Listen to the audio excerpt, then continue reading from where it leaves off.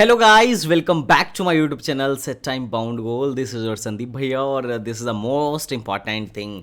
इतने सारे यूट्यूबर्स ने बच्चों को कंफ्यूज कर दिया है और बहुत सारे बच्चे कंफ्यूजन है राउंड 3 को लेकर कि भैया इस राउंड में कैटेगरी बचेगी या नहीं बचेगी। बहुत सारे लोगों को डाउट था कि राउंड 2 में कैटेगरी बचेगी कि नहीं बचेगी, इसमें भी डाउट था। और अब बहुत सारे बच्चों को डाउट है कि राउंड 3 में कैटेगरी लगेगी या नहीं लगेगी। क्या राउंड 3 का अलॉटमेंट कैटेगरी वाइज होगा या सारी सीटें ओपन हो जाएंगी। तो ये जो आपके डाउट है ना, इस 1 मिनट की वीडियो में मैं सारा का सारा क्लियर कर दूंगा विद द प्रूफ। आपको किसी और की कोई वीडियो देखने की आवश्यकता नहीं पड़ेगी, जहां तक मेरा मानना है। हाँ, अगर आप इस चैनल पर नए हो तो चैनल को सब्सक्राइब करना मत भूलिएगा और इसे लाइक करना बहुत ही अति आवश्यक है, ये हमारा मोटिवेशन है।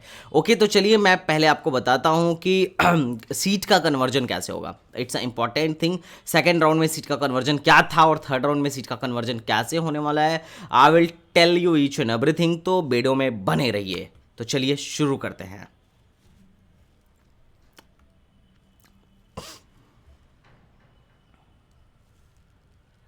तो गाइस, अगर सीट कन्वर्जन की बात की जाए, लेट मी इंक्रीज इट।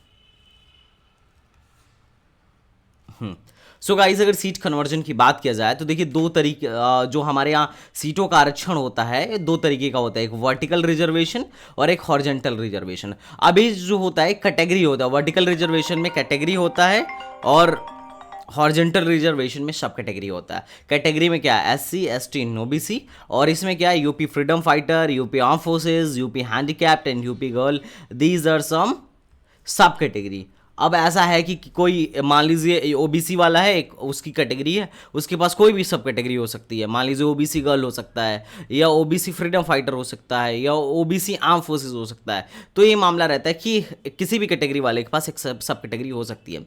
तो ये जो राउंड सेकेंड, देखिए अब जब मैं हॉरिजॉन्टल बोलूंगा तो आप कैटेगरी समझिएगा, और जब मैं वर्टिकल बोलूंगा तो आप कैटेगरी समझिएगा, और जब मैं हॉरिजॉन्टल बोलूंगा तो आप सब कैटेगरी समझिएगा। तो चलिए हम बताते हैं कि कौन से राउंड में सीट का कन्वर्जन कैसे होता है और आपके थर्ड राउंड में क्या कैटेगरी लगेगी या नहीं लगेगी। इन सब के बारे में डिटेल डिस्कशन अपन लोग करने वाले हैं। तो देखो ध्यान से, मेरी बातों को समझने की कोशिश करो। ये जो राउंड 2 था, राउंड 2 में क्या हुआ था कि allotment of seat to all registered candidate without any seat conversion. ठीक है, जो अलॉटमेंट था किसी भी सीट, मतलब पहले से, मतलब कोई सीट कन्वर्जन नहीं हुआ था, वैसे ही सबको अलॉट किया गया जैसे फर्स्ट राउंड में किया जाता था। उसके बाद क्या हुआ, सब कैटेगरी को क्या कर दिया गया, कन्वर्जन ऑफ सब category seat into respective parent category. उस सब कैटेगरी को उसके पैरेंट कैटेगरी में चेंज कर दिया गया। मतलब पहले क्या किया गया था, पहले सबको उसके कैटेगरी विद सब कैटेगरी के साथ सीट अलॉट किया गया। कोई यूपी गर्ल है तो उसको यूपी गर्ल से कैटेगरी अलॉट की गई। इसके बाद भी जो सीटें बची उसका कन्वर्जन हुआ उसके पेरेंट कैटेगरी में, सब कैटेगरी खत्म करके उसको उसके पेरेंट कैटेगरी में भेज दिया गया। मतलब अगर ओबीसी गर्ल है तो ओबीसी में आ गई, जनरल गर्ल है जनरल में आ गई, ठीक है, एससी गर्ल है एससी में आ गई। तो इनको क्या किया गया, इनके सब कैटेगरी में चेंज करके फिर री अलॉटमेंट किया गया। इस प्रकार क्या हुआ, इस प्रकार सारी की सारी सब कैटेगरी की सीटें खत्म हो गई, सारी की सारी सब कैटेगरी की सीटें फिनिश हो गई। ठीक, बात समझ में आया। लेकिन SC ST OBC और EWS के कैटेगरी में कोई परिवर्तन सेकेंड राउंड में नहीं किया गया था।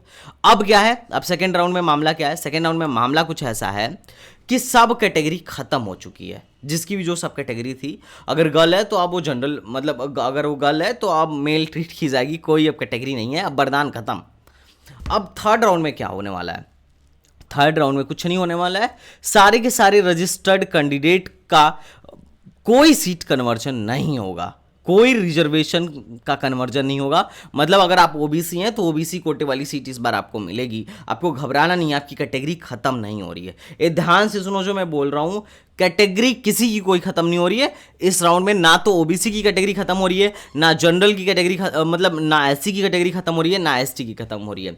तो ये नीचे क्या लिखा हुआ है कि conversion of SC seat and to SC and then reallotment. क्या एससी का कन्वर्जन एंड री अलॉटमेंट, इसका मतलब क्या है।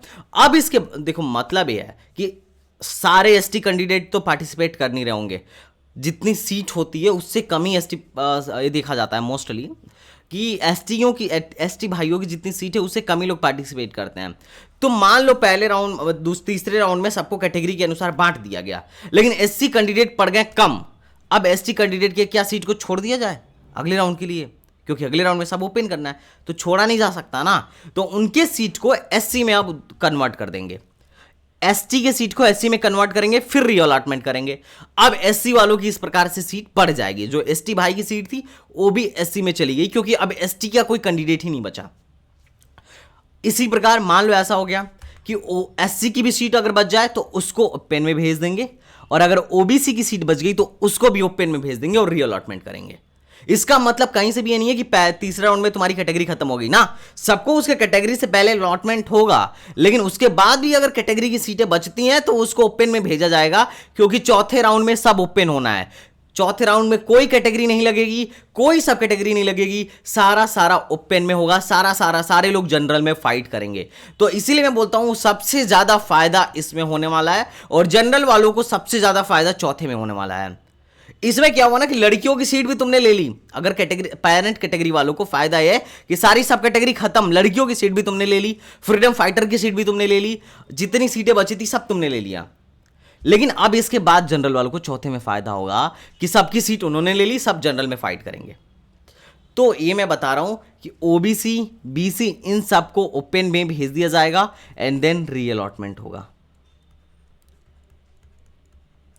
ये ध्यान रखना, बस यही प्रोसेस है। ये तब तक किया जाएगा after doing all type of conversion. If there are any vacant seat available in ST, SC and OBC, then conversion rule will be followed again in this process। ये तब तक फॉलो किया जाएगा जब तक SC और SC category and BC category का seat zero नहीं हो जाता है, क्योंकि हमें सब कुछ अगले राउंड में ओपन में फाइट कराना है। तो सारी कैटेगरी को इसी में खत्म कर दिया जाएगा, सारे कैटेगरी वालों को इसी में दे दिया जाएगा। ये ध्यान से समझना है। तो ओबीसी वालों के लिए बहुत ही महत्वपूर्ण है ये कैटेगरी, ये राउंड। इस राउंड में सबसे ज्यादा आपको फायदा मिलने वाला है, ठीक है। Finally all vacant seat will be available only in open and EWS. अगले राउंड में सिर्फ और सिर्फ ओपन और ईडब्ल्यूएस कैटेगरी में ही सीटें रहेंगी। There is no conversion of TFW seat in this round. TFW seat as it is रहेगी, कोई कन्वर्जन नहीं होने वाला है। तो ये कन्वर्जन का रूल था जो कि यूट्यूब पे कहीं पे भी नहीं है। और आई थिंक ये कन्वर्जन का रूल अगर तुम समझ गए तो तुम्हें समझ में आ गया होगा कौन से राउंड में तुम्हें कितना ज़्यादा फायदा होने वाला है। और हाँ, और इसके बाद से जो फोर्थ राउंड आएगा उसमें सारी की सारी सीटें ओपन हो जाएंगी, कोई कैटेगरी नहीं, कोई सब कैटेगरी नहीं, सिर्फ जनरल और ईडब्ल्यूएस। सिर्फ दो ही लोग तुम्हें नजर आएंगे, जनरल एंड ईडब्ल्यूएस। तो फोर्थ राउंड में तुम्हें एकदम ध्यान से सारे जनरल वालों को पार्टिसिपेट करना है, उसमें बहुत ज़्यादा फायदा होने वाला है। तो ये था आपकी कैटेगरी का रिजर्वेशन। अगर इसके बाद भी अगर आपके मन में कोई डाउट है तो आप कमेंट बॉक्स में पूछेगा, I will respond you. And I think कोई डाउट बचा नहीं है। दूसरे राउंड के बाद सब कैटेगरी खत्म, तीसरे राउंड के बाद कैटेगरी खत्म, चौथे में सब वो जनरल में फाइट करेंगे, लेकिन तीसरे में तुम्हारी कैटेगरी लगेगी, घबराने की आवश्यकता नहीं है। ओके गाइस, तो चलो मिलते हैं नेक्स्ट वीडियो में, तब तक के लिए बाय बाय, टाटा एंड जय हिंद।